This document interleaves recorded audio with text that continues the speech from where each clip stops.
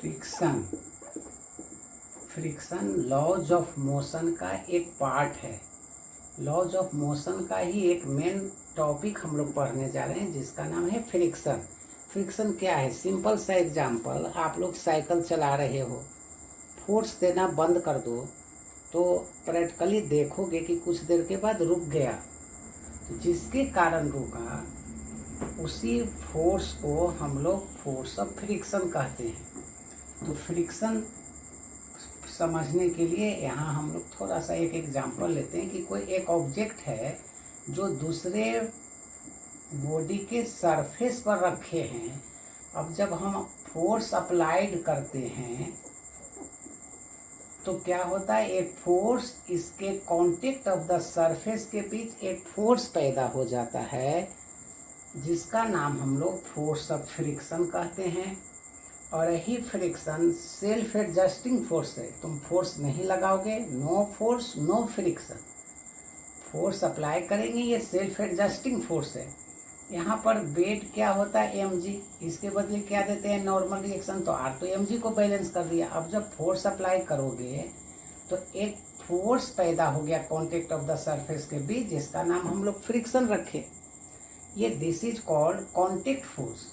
Self adjusting force है जो motion का अपोज करता है, जो मोशन का या रिलेटिव मोशन का अपोज करता है। मोशन नहीं, रिलेटिव मोशन का। ये ऑब्जेक्ट यदि रेस्ट है तो इस पर जो force contact of the surface के बीच जो फोर्स इंड्यूस्ड होगा ये अप्लाइड फोर्स का अपोज करेगा।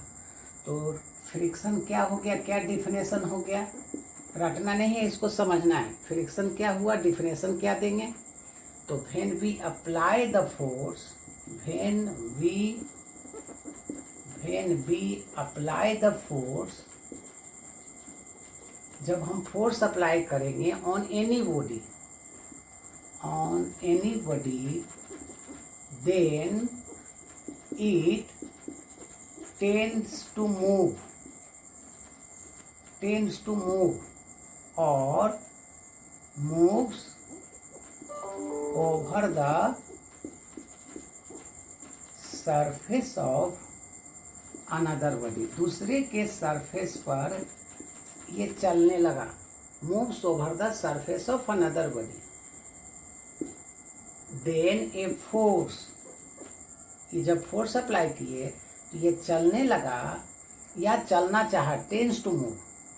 जब चलने लगा या चलना चाहा तो एक force contact of the surface के बीच पैदा हो गया जिसका नाम है force of friction, simply friction. वही लिखे, टेंड्स टू मूव और moves over the surface of another body, then a force is produced between the contact of the surface, between the contact of the surface, this force is called force of friction, simply friction। This force is called force of friction। This is called force of friction, simply friction इसी को कहेंगे। तो ये laws of motion का एक main part है। Friction का मतलब हुआ कांटेक्ट ऑफ द सरफेस जो रिलेटिव मोशन का अपोज करता है। जो रिलेटिव मोशन का अपोज करता है वह उस अपोजिट फोर्स को, उस कांटेक्ट फोर्स का नाम हम लोग फोर्स ऑफ फ्रिक्शन कहते हैं, सिंपली फ्रिक्शन। और फ्रिक्शन नेचर के अनुसार फ्रिक्शन मेनली कितने टाइप का रखेंगे, तो एक चलेगा, एक मोशन में होगा और एक रेस्ट में होगा। तो हम लोग दो पार्ट रखते हैं, एक स्टैटिक और एक काइनेटिक, दो पार्ट में रखें। अब है कि जब ऑब्जेक्ट को हम फोर्स अप्लाई किए तो ये क्या होगा, चलने लगा या चलना चाहा। जिस समय ये चलना चाहा, जिस समय ये रेस्ट में है, उस समय इस कांटेक्ट ऑफ द सरफेस के बीच जो फोर्स पैदा होगा उसका नाम है स्टैटिक फ्रिक्शन। तो स्टैटिक फ्रिक्शन क्या हुआ, स्टैटिक फ्रिक्शन का डिफिनेशन क्या दे दोगे, क्या डिफिनेशन दे दोगे, एकदम याद कर लो।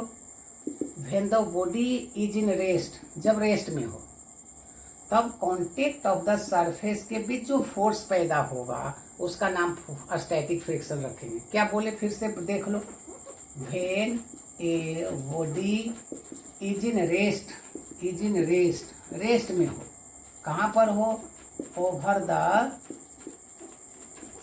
Surface of another body, over the surface of another body.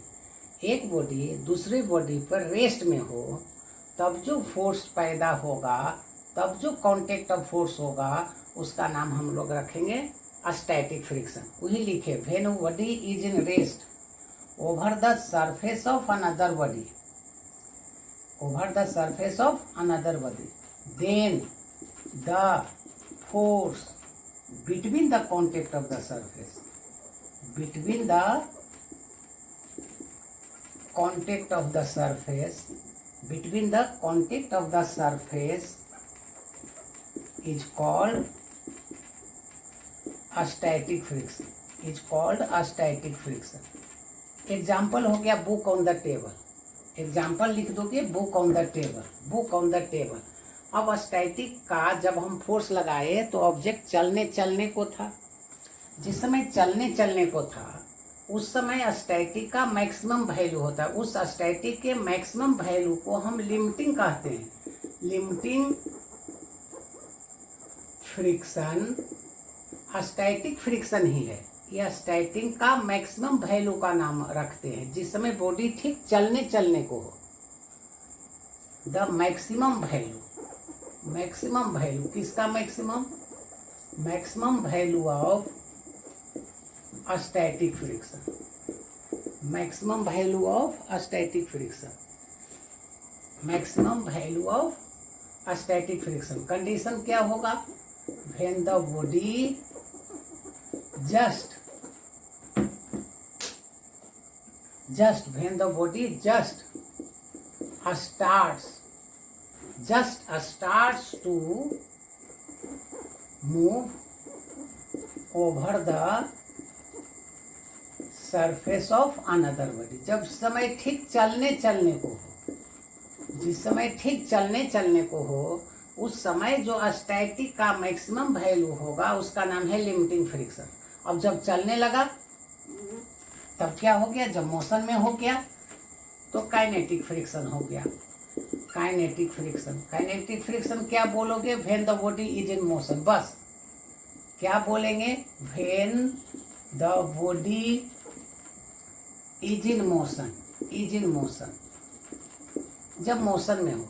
When the body is in motion, जब मोशन में हो, when the body is in motion. थोड़ा लगा देना, over the surface of another body, over the surface of another body, then the force between, क्या बोले, when the body is in motion over the surface of another body, then the force between the contact of the surface, contact of the surface is called kinetic friction, is called kinetic friction. क्या बोले history, बोले friction type of a force है, friction type of a force है जो relative motion का oppose करता है। अब ये कितने टाइप में बांटे, तो 3 टाइप में मेनली बांटे। एक स्टैटिक, स्टैटिक का मैक्सिमम वैल्यू का नाम लिमिटिंग रखे, और दूसरा काइनेटिक। स्टैटिक का मतलब क्या बोलोगे, when the body is in rest, बस book on the table example हो गया।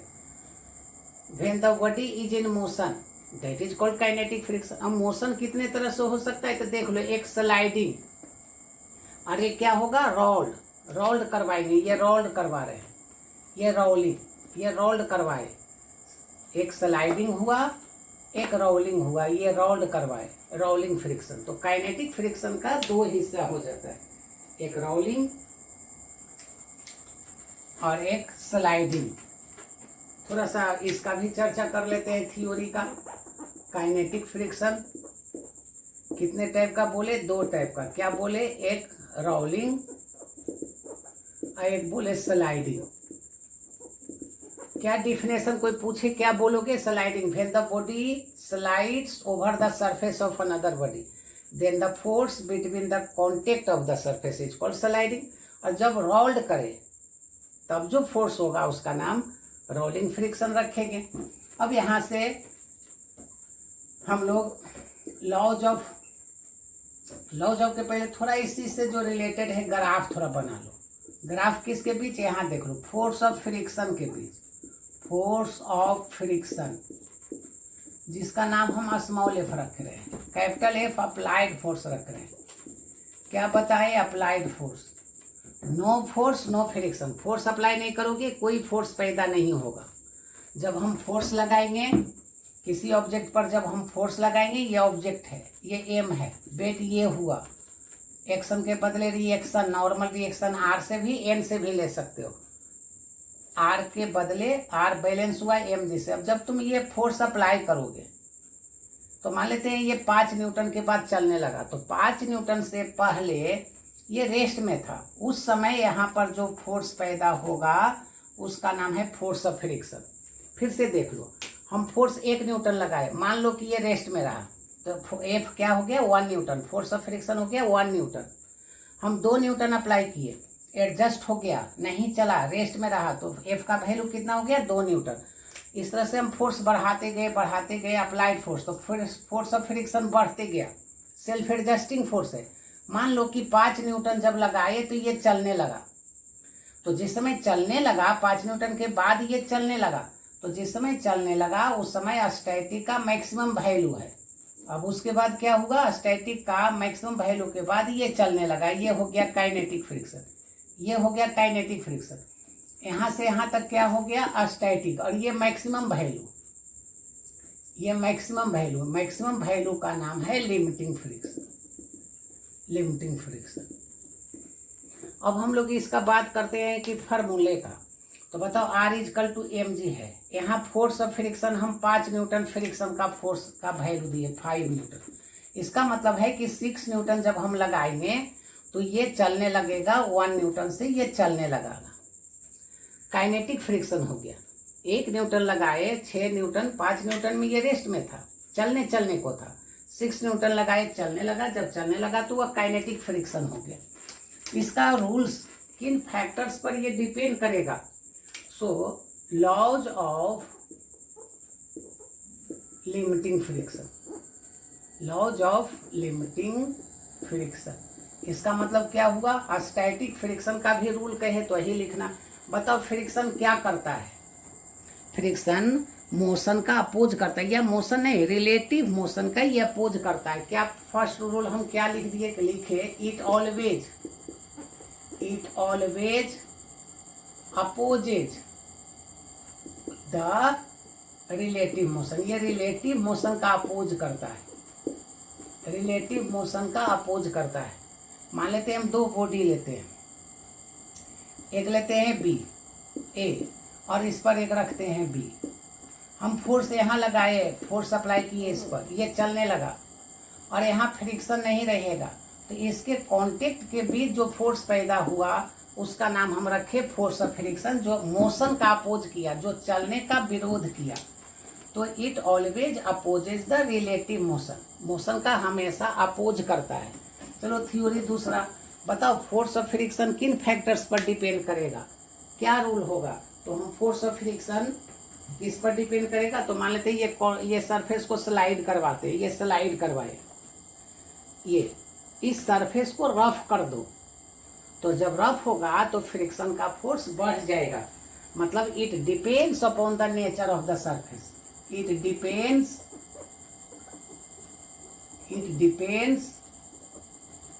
Upon the nature of the surface. Nature of the surface पर ये डिपेंड करता है कि सरफेस कैसा है। रफ है तो फ्रिक्शन ज़्यादा होगा, प्लेन है, स्मूथ है तो फ्रिक्शन कम होगा। अब मैथमेटिकली बात करते हैं। एक्सपेरिमेंटली बोले कि जब कोई ऑब्जेक्ट रखते हो तो वेट क्या होगा? हम लोग लॉज ऑफ मोशन में इस बात को जानेंगे। mg नीचे, नॉर्मल रिएक्शन ये हुआ, अप्लाइड फोर्स ये हम लगाते हैं, ये अप्लाइड फोर्स लगाए, बताओ अप्लाइड फोर्स लगाए तो क्या हुआ, कांटेक्ट ऑफ द सरफेस के बीच एक फोर्स पैदा हो गया जिसका नाम है self adjusting force, that is called force of friction. Force of friction directly proportional to normal reaction का होगा। फोर्स ऑफ फ्रिक्शन थर्ड हम क्या बोल रहे हैं, यहाँ से मैथमेटिकली अभी इसको फार्मूला, पहला फार्मूला इस टॉपिक से बन जाएगा। Force of friction that is F directly proportional to normal reaction. Force of friction directly proportional to किसका होगा, normal reaction. So F equal to mu R, ये म्यू का नाम क्या हुआ, where mu is proportional constant, better known coefficient of friction, coefficient of limiting friction, simply coefficient of friction. Mu क्या हो गया, कोफिशिएंट ऑफ फ्रिक्शन हो गया, कोफिशिएंट ऑफ फ्रिक्शन हो गया। म्यू का नाम क्या रखोगे, यूनिट क्या लिखोगे, तो सिंस म्यू इजकल टू, यहाँ से देखो बताओ, म्यू इजकल टू एकदम इजी वे में लेना, म्यू इजकल टू क्या होगा, फार्मूला एफ बाई आर हो गया। अब इससे न्यूमेरिकल्स आगे हम लोग बनाने लगेंगे। एग्जाम्पल देते हैं, म्यू क्या हुआ, तो रटना नहीं है, सोचना है। बताओ it is the ratio of, mu क्या है, कोफिशिएंट ऑफ फ्रिक्शन क्या है, बोलो तो। Coefficient of friction is equal to, या coefficient of friction is, it is the ratio of किसका, force of friction and normal reaction. किसका रेशियो है, coefficient of friction is the ratio है, किसका रेशियो, देख के बताओ, ratio of F force of friction, force of friction to the, R का नाम क्या है, नॉर्मल रिएक्शन। ये नॉर्मल रिएक्शन का रेशियो है। फिर से म्यू क्या है, force of friction normal reaction का रेशियो है।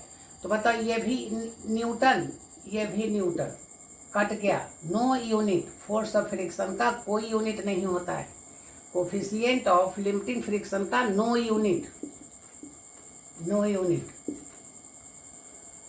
No unit, coefficient of friction का no unit.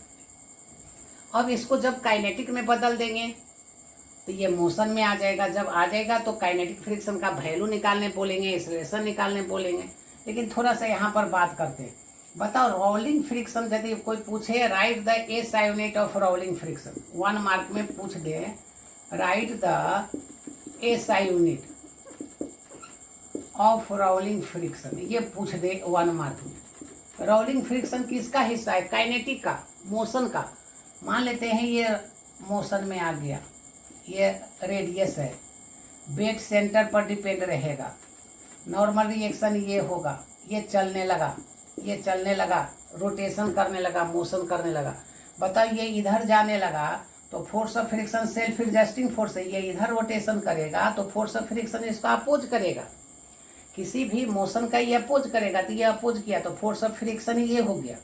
Force of friction अभी अभी बताए थे कि ये किसका प्रोपोर्शनल होता है, तो फोर्स ऑफ फ्रिक्शन बोले कि अब ये किसका, फोर्स ऑफ फ्रिक्शन किसका, नॉर्मल रिएक्शन का।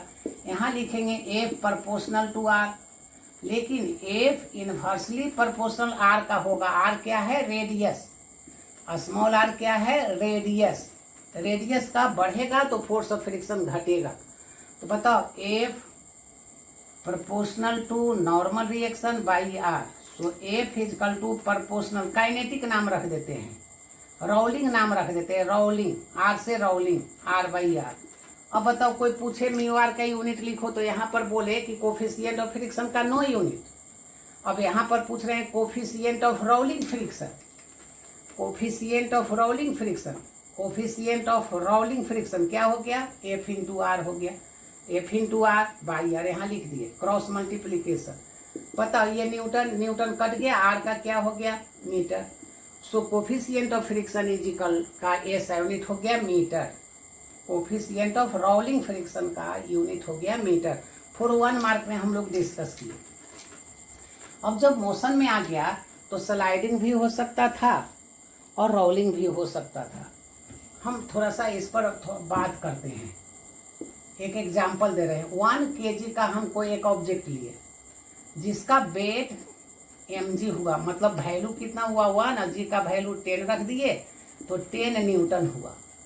एक्शन के बदले रिएक्शन हो गया, आर का वैल्यू भी 10 न्यूटन हुआ। अब हम इसको चलाते हैं, एफ से अप्लाइड करते हैं इस सरफेस के बीच। मान लो कि म्यू का वैल्यू 1/2 है। म्यू का वैल्यू कितना दिए? 1/2। बताओ यहाँ जो फोर्स ऑफ फ्रिक्शन पैदा हो गया इसका वैल्यू क्या होगा? कितना? ये 1 kg को चलाने के लिए कितना फोर्स चाहिए, कितना अप्लाई करना होगा? तो एफ इजकल टू क्या हो गया? Mu R. म्यू का वैल्यू कितना पुटअप किए? 1/2। आर का वैल्यू कितना दिए? 10। ये 5 न्यूटन मैक्सिमम वैल्यू हुआ स्टैटिक का। नो फोर्स, अप्लाइड फोर्स नहीं लगाओगे फ्रिक्शन पैदा नहीं होगा। No force no friction. हम 1 न्यूटन का लगाए, self adjusting force, force of friction 1 newton हुआ। हम 2 न्यूटन लगाए, फोर्स ऑफ फ्रिक्शन 2 न्यूटन हुआ। 3 न्यूटन लगाए, 3 न्यूटन हुआ। 5 न्यूटन लगाए, 5 न्यूटन हुआ। 5 न्यूटन हुआ force of friction, that is the maximum value of a static friction. Limiting friction होगा। अब 6 न्यूटन लगाएंगे तो क्या होगा? ये चलने लगेगा। चलने लगा तो एक्सेलरेशन आ गया। अब एक्सेलरेशन ये निकालेंगे कि कितना एक्सेलरेशन है, ये न्यूमेरिकल्स में आगे डिस्कस करेंगे। जैसे एक एग्जांपल देते हैं, find the coefficient of friction, find the mu if, find the value of mu if the retardation of the object a is equal to 4 metre per second square, that is retardation. ये क्या है? Retardation दिए हैं। क्या होगा mu का value? तो बताओ, अभी अभी पढ़ाए हैं mu is equal to F by R. F is equal to क्या होगा? एम में होगा। आर इज इक्वल टू क्या होगा? एम जी होगा। एम एम कट गया, mu is equal to standard value हो गया A by G, acceleration by G. तो क्या होगा? ए का वैल्यू कितना दिए थे? 4 रिटार्डिंग फोर्स। जी का वैल्यू कितना दिए थे? 10। सो कोफिशिएंट ऑफ फ्रिक्शन 0.4 हो गया, यूनिट नहीं होगा, 0.4 हो गया। अब हम लोग इसके आगे डिस्कस करते हैं थ्योरी, जो लगभग स्कूल के एग्जाम के लिए इम्पोर्टेंट होगा। हम लोग बात करते हैं एंगल ऑफ फ्रिक्शन का। Angle of friction, angle of friction तब आगे हम लोग डिस्कस करेंगे। अभी कंप्लीट थ्योरी कर लेते हैं। एंगल ऑफ फ्रिक्शन क्या होता है? एक ऑब्जेक्ट ले लो, फ्री बॉडी डायग्राम बना देते हैं एम जी। ये कॉन्टेक्ट ऑफ द सरफेस लिख दिए। नॉर्मल रिएक्शन ये आर हो गया, ये आर हो गया। एक्शन के बदले reaction, normal reaction R N भी ले सकते हो। जब हम अप्लाइड फोर्स करते हैं, जब अप्लाइड फोर्स करोगे तो एक फोर्स पैदा होगा जो अप्लाइड फोर्स का या रिलेटिव मोशन का अपोज करेगा। ये कॉन्टेक्ट ऑफ द सरफेस के बीच सेल्फ एडजस्टिंग फोर्स है। तो अप्लाइड करोगे तो force of friction self adjusting force हो गया जो कॉन्टेक्ट ऑफ द सरफेस के बीच है। अब एंगल ऑफ फ्रिक्शन का नाम थीटा हम रख लेते हैं। देखो एकदम याद करो फिगर से, क्या होगा बाबू बताओ? Force of friction normal reaction का जो रिजल्ट होगा, हम ये रिजल्ट कुछ नाम रख देते हैं, वो है फिर से force of friction normal reaction का रिजल्ट, नॉर्मल के साथ जो एंगल बनाएगा इसका नाम एंगल ऑफ फ्रिक्शन है। क्या बोले फिर से? The resultant of force of friction and normal reaction makes the angle with the normal reaction is called angle of friction. क्या बोले? फोर्स ऑफ फ्रिक्शन और नॉर्मल रिएक्शन का जो रिजल्ट है, ओ एस रिजल्ट हुआ, ओ एस नॉर्मल रिएक्शन के साथ जो एंगल बनाया उसका नाम है एंगल ऑफ फ्रिक्शन। फिर से क्या बोले बताओ तो? Force of friction normal reaction का जो रिजल्ट है ओ एस, नॉर्मल के साथ जो एंगल बनाएगा इस एंगल का नाम है angle of friction. The angle लिख भी देते हैं, द एंगल सबटेंडेड। कौन सबटेंड करेगा? Angle subtended by the result, resultant, ये resultant of force of friction. किसका किसका? Force of friction and normal reaction.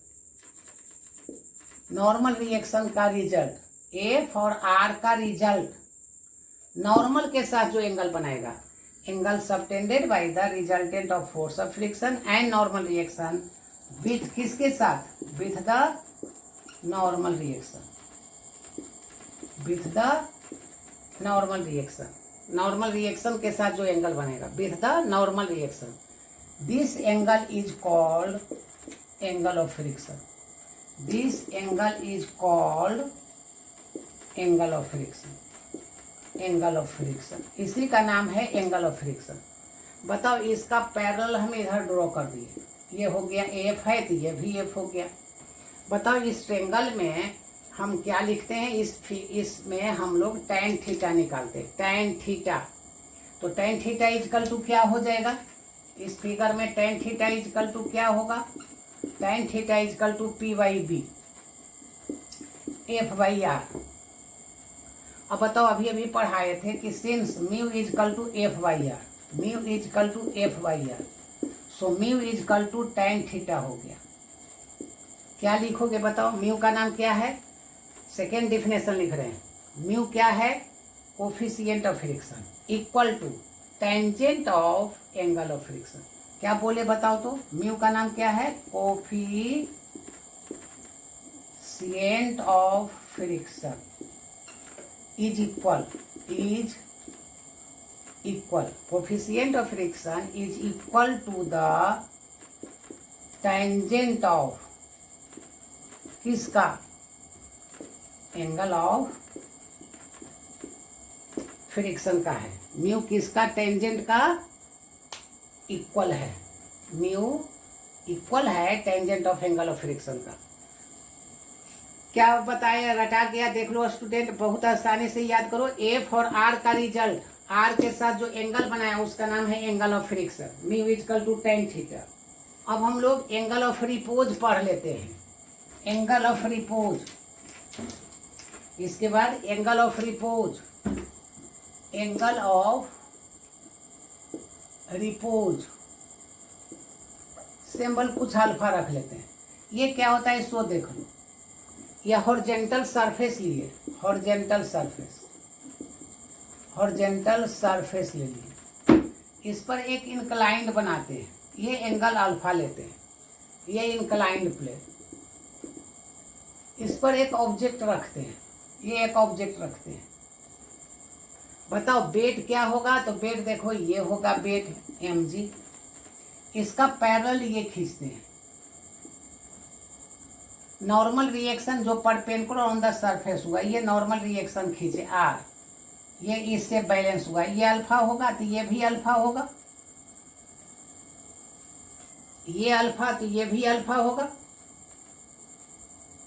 दिक्कत होगा तो अलग से समझाएंगे कि यहाँ पर ये 90 है तो ये एंगल 90 माइनस अल्फा हुआ, तो ये अल्फा हो गया क्योंकि इस पर ये परपेंडिकुलर है, जरूरत नहीं है। बताओ mg का ये कंपोनेंट क्या होगा, तो जिसके साथ एंगल बनता है वो कॉस होता है, तो mg कॉस अल्फा हुआ, ये इस पर परपेंडिकुलर है तो ये क्या हो गया, mg साइन अल्फा हो गया। mg साइन अल्फा इस ऑब्जेक्ट को नीचे खींचना चाहा तो यहाँ पर फोर्स ऑफ फ्रिक्शन हो गया जो इसके मोशन का अपोज किया, कॉन्टेक्ट ऑफ द सरफेस के बीच।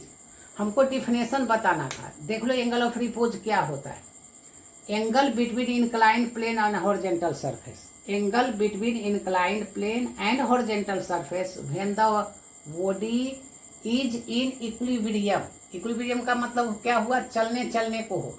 फिर से इंक्लाइंड प्लेन और हॉरिजॉन्टल के बीच जो एंगल होगा उस एंगल का नाम है एंगल ऑफ रिपोज। अब ये क्या बोलेंगे, इस डिफिनेशन मान लेते हैं, भुला गए तो बोलेंगे when the body is in the position of limiting friction, मतलब जब ये बॉडी इंक्लाइंड पर ठीक चलने चलने को हो, जब ये बॉडी इंक्लाइंड प्लेन पर ठीक चलने चलने को हो, उस समय जो एंगल होगा इंक्लाइंड प्लेन और हॉरिजॉन्टल के बीच उसका नाम है एंगल ऑफ रिपोज। क्या बोले, भाषा बदल देते हैं, angle between inclined plane and horizontal surface ऐसे लिखते हैं, एंगल बिटवीन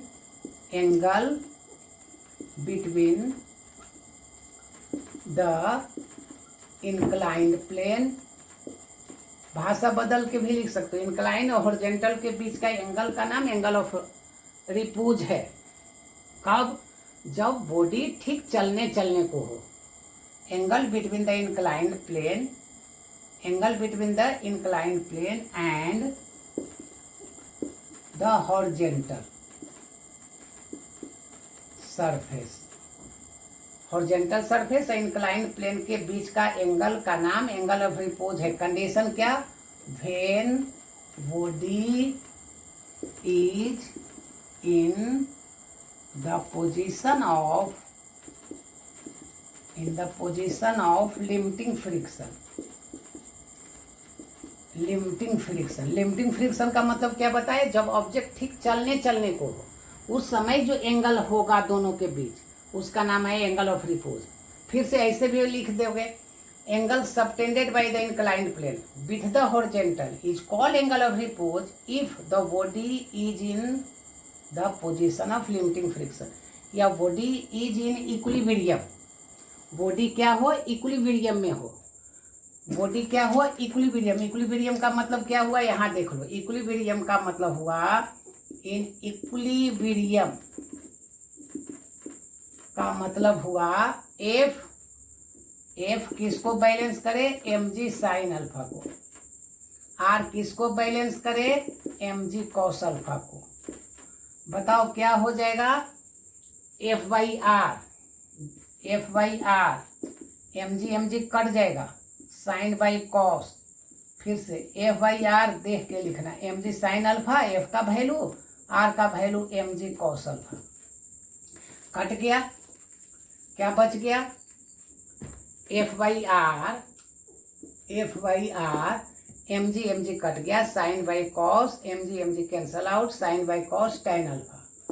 F/R को क्या कहते हो? म्यू कहते हो। Mu is equal to tan alpha. फिर से क्या हो गया? नाम रखो तो वेयर सिंस म्यू का नाम क्या है? Coefficient of friction is equal to the किसका? इज इक्वल टू द किसका? बोलो, is equal to the tan है, तो tan का पूरा नाम tangent of angle of repose. Angle of repose का इक्वल है।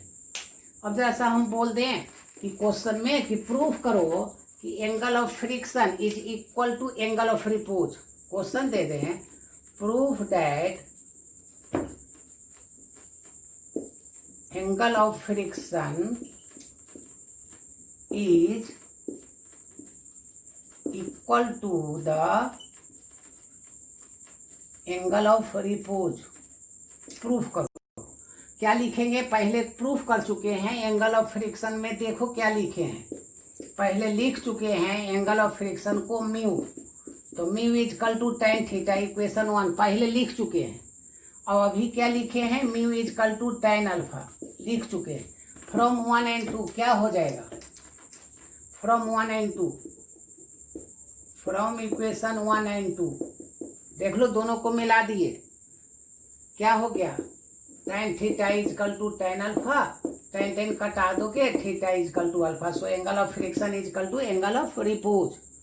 अब बताओ, एंगल ऑफ रिपोज का जिस समय बॉडी ठीक चलने को था, थोड़ा इससे थोड़ा सा आगे बढ़ते हैं।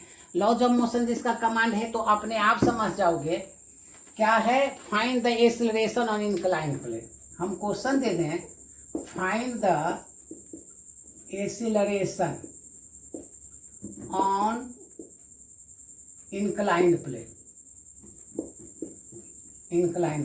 इन डाउनवर्ड डायरेक्शन दे रहे हैं, इन डाउनवर्ड। तो बताओ क्या होगा? जैसे ही ऑब्जेक्ट को रखेंगे, ये ऑब्जेक्ट को रखे तो एंगल ऑफ रिपोज से जैसे ही एंगल को बढ़ाओगे तो ये ऑब्जेक्ट चलने लगेगा। जब ये चलने लगेगा तो जो इसमें एक्सीलरेशन है उसको निकालना है। क्या कंसीडर करते? एम ऑब्जेक्ट है, फ्री बॉडी डायग्राम बनाओ। एम का ये बेड किधर हो गया? mg हो गया। इसका पैरेलल ये खींच देंगे, ये नॉर्मल रिएक्शन दे दिए, ये इसको बैलेंस करा। ये एंगल मान लो बीटा है, तो ये एंगल भी बीटा होगा मैथ से। प्रूफ करने का जरूरत नहीं है कि ये एंगल बीटा होगा। इसे चाहोगे तो प्रूफ करना है कि ये 90 है तो ये 90 माइनस बीटा होगा, क्योंकि तीनों एंगल का सम 180, तो ये 90 प्लस बीटा, और ये 90 minus beta, beta beta cut गया 180, तो ये 90 माइनस बीटा, तो ये प्लस बीटा।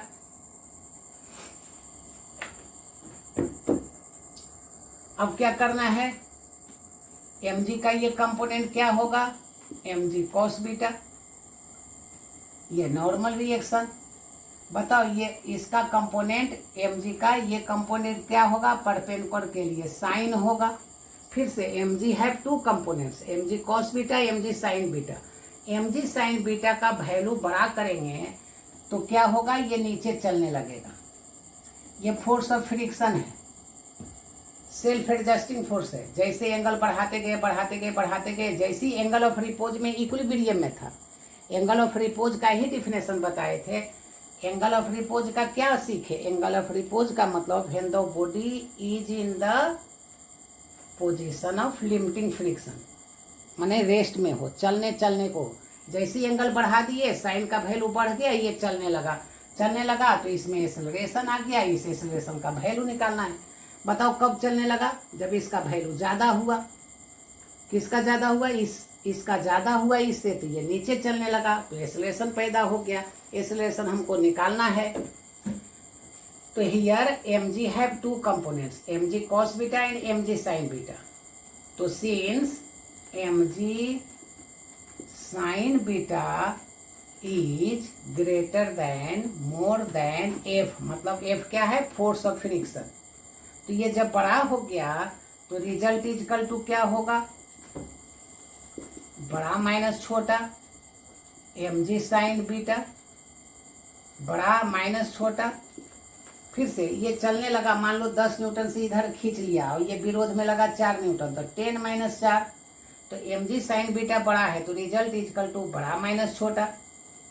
क्या आप कर लेंगे, देख लो, mg result is equal to mg sin beta और f is equal to mu R, क्योंकि mu is equal to f by R होता है, तो f is equal to mu R, result is equal to mass into acceleration. ये mg sin beta mu R का value क्या हो जाएगा, mg cos beta. From figure mg common ले लिए, ये sin बीटा, ये म्यू cos बीटा, ये m और m कट गया, a is equal to g sin beta minus mu cos beta, mu cos beta. If mu is equal to 0, then mu 0 का मतलब क्या हुआ, friction less surface, so a is equal to g sin beta. अब friction को, अब theory क्या, friction को कैसे कम करोगे, तो बताओ ये थ्योरी क्या कहोगे, कैसे कम करोगे, कहोगे फ्रिक्शन मिनिमाइज करने के लिए सरफेस को स्मूथ कर देंगे, बॉल बेयरिंग यूज करेंगे, लुब्रिकांट्स लगा देंगे। थ्योरी है यहाँ का हो गया। अब इसमें अब आगे हम लोग इस पे न्यूमेरिकल्स बनाएंगे और थ्योरी लिखेंगे, work done on inclined plane, acceleration in upward direction, सब कंप्लीट न्यूमेरिकल में चला जाएगा। तो हम लोग नेक्स्ट वीडियो में इसका न्यूमेरिकल देंगे, तब डिस्कस करेंगे।